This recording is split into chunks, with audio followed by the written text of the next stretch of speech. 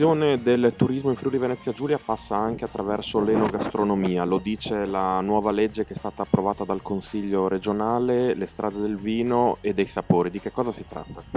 Ma è una norma che innova in maniera significativa il percorso delle strade del vino che nella nostra regione già esistevano ed erano attribuite come competenza alle province, ma avevano prodotto una situazione molto frammentata, per niente unitaria e promossa in maniera poco visibile per i cittadini.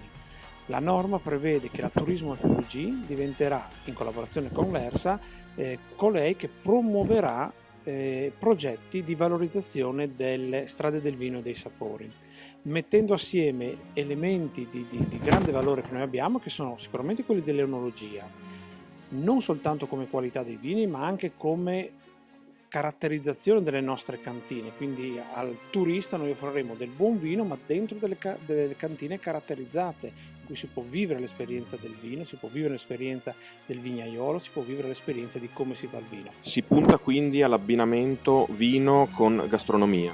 Beh, la caratteristica delle strade dei vini e dei sapori è proprio quella, cioè di riuscire a combinare assieme, accanto al vino, all'esperienza del vino, anche l'esperienza dei prodotti enogastronomici. Nello specifico noi abbiamo previsto che chi aderisce alle strade del vino potrà offrire soltanto prodotti di qualità che siano DOC, IGP o prodotti marchio Acqua. Questo perché al turista noi dobbiamo dare qualità, noi dobbiamo dare quell'esperienza unica che può provare solo nel nostro territorio.